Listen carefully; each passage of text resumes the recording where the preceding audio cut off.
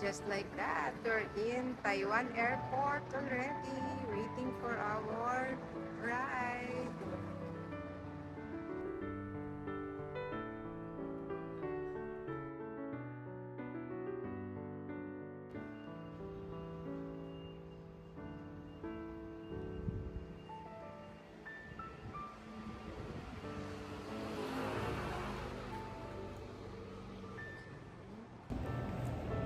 New day, new vlog. So, this is the hotel where we stayed for almost 7 days. Sobra. So, today, i-review natin ito. Pero, as of, for my intro pa lang, sobrang pasadong-pasado na talaga ito. Pasado na to sa taste ko itong hotel na to. This is a sister company of the hotel where we stayed the first time that we are here. Taiwan, sorry. The first time that we are here in Taiwan. Tara, pasok tayo. Review natin itong hotel na to.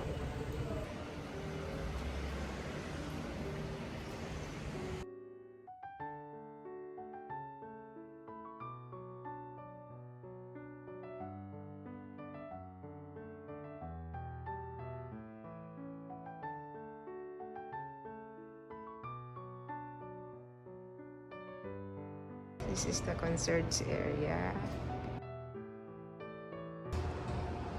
So, pagpasok mo, may ganito. Look at this amazing display. Look at this amazing display. Meron pa palang mga rooms sa baba. This is the ground floor or the basement. Ang galing na, ang ganda nitong display, oh. Parang old style talaga siya. Yan. So, check-in time is 3 o'clock and check-out is at 11 in the morning.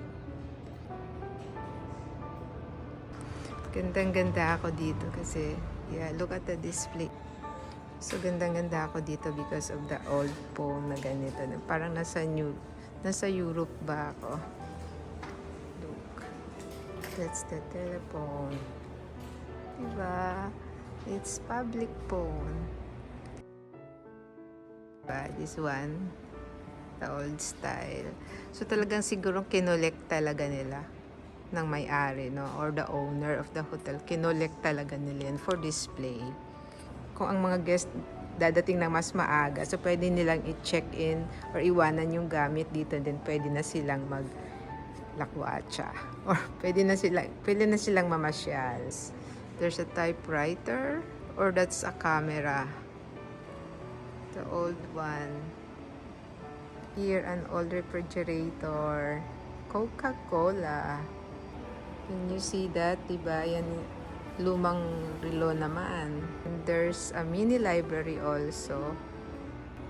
There's an open bar also. Ayan.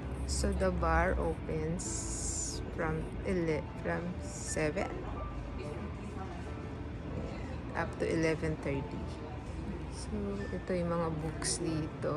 Of course, hindi naman natin. So, may mini library talaga siya. Ang cute, di ba?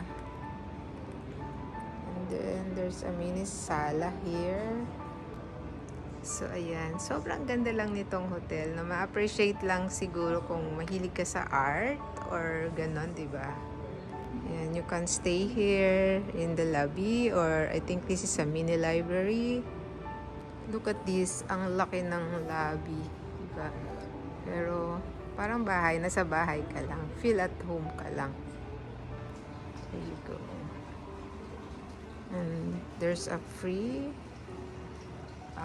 iced tea also for the guest. Yes, sa mga pupunta ng Taiwan and balak magbakasyon dito, I recommend that you stay in Papa Whale Hotel. This is a very nice place. The staff are very courteous also. Ang babait nilang lahat dito. Very accommodating, and then yung paglinis din ng room. So every day talaga they make sure nila na nililinis nila yung mga rooms. Sa entrance pa lang may ganyan, oh. The best.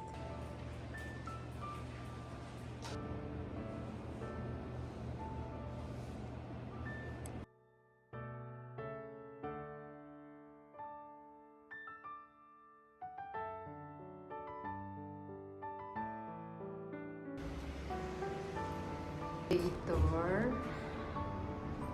Okay, so we are in the first floor already. So kung makikita nyo, ganyan yung itsura ng hotel. Pero it's normal. I don't know anong style ng hotel nila. Pero ang gaganda naman pagpasok mo sa loob. This is third floor. We are in the third floor.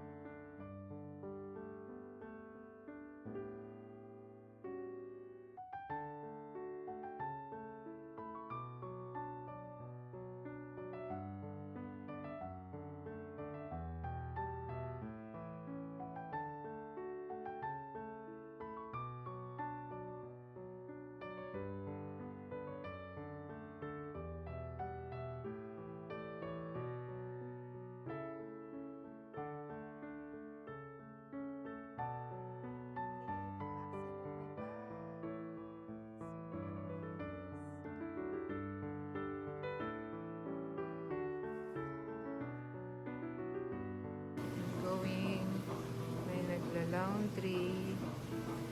In the first floor already.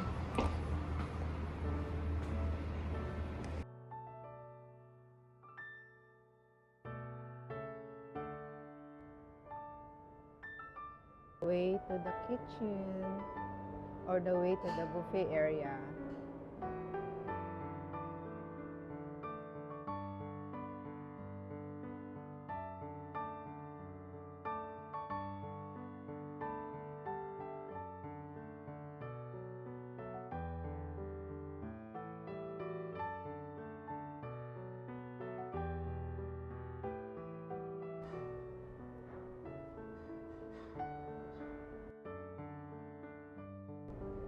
First, the jelly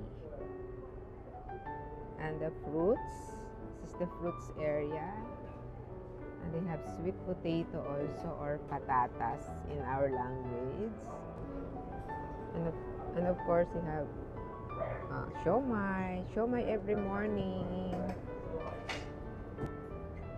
And this is also every morning, siopaw in the morning.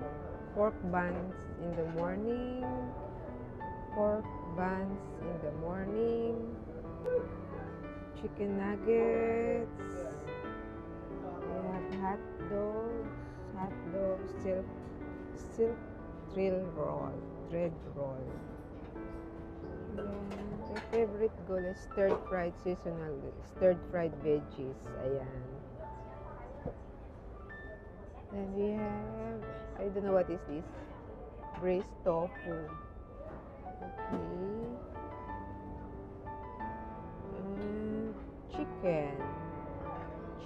Every morning silang may ganyan. And every morning din may fried noodles.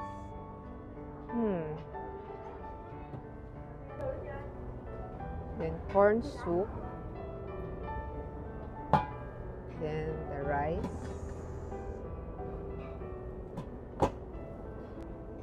Then every morning din silang may braised minced beef. Ito yon.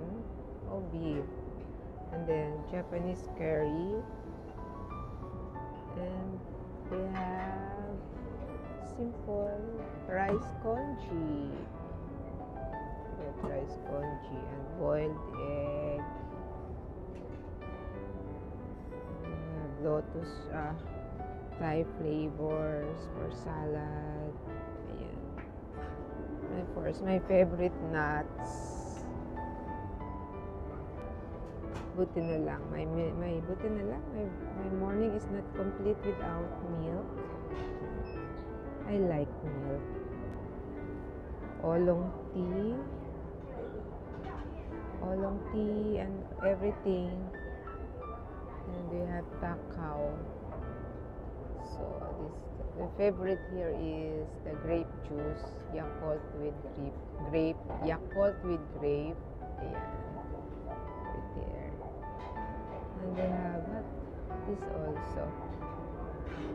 Water and the coffee provided by Nescafe. So, Americano, they have Americano, cafe latte, cappuccino, espresso, chocolate milk, kape mocha, and everything. Milk tea. Same here. This is the bread corner. Ito yung sa bread naman. Favorite, of course, is the bread corner. Pabalik ako ha. This is the bread corner and you have to toast it. Bahala ka. Yan. And then, yan. There you go. And another salad area. Canned fried and scrambled egg. Okay. The salad area. Your favorite dressing. And the hot pot. This hotel is well known for the hot pot. So, different noodles. Like, we have like this one, the other one. Yeah. So, mamimili ka kung anong gusto mong noodles. Yun. And of course, ito yung mga toppings for your hot pot. Egg dumpling. And we have black fungus. They have fish tofu.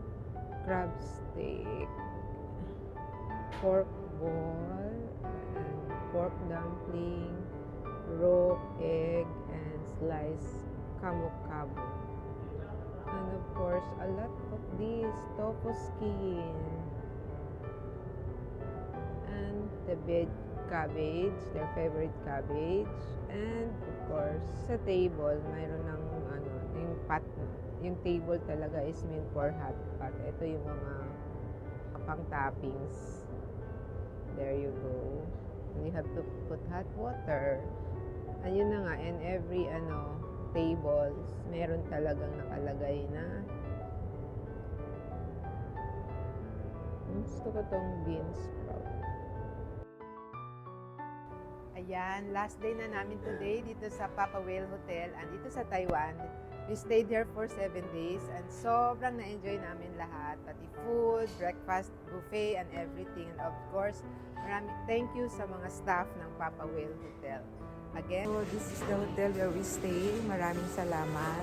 I recommend that if you come to Taiwan, isa ito sa mga option nyo na i-reserve. Kasi may free breakfast, may free buffet breakfast, and magubusog ka talaga. Sobra.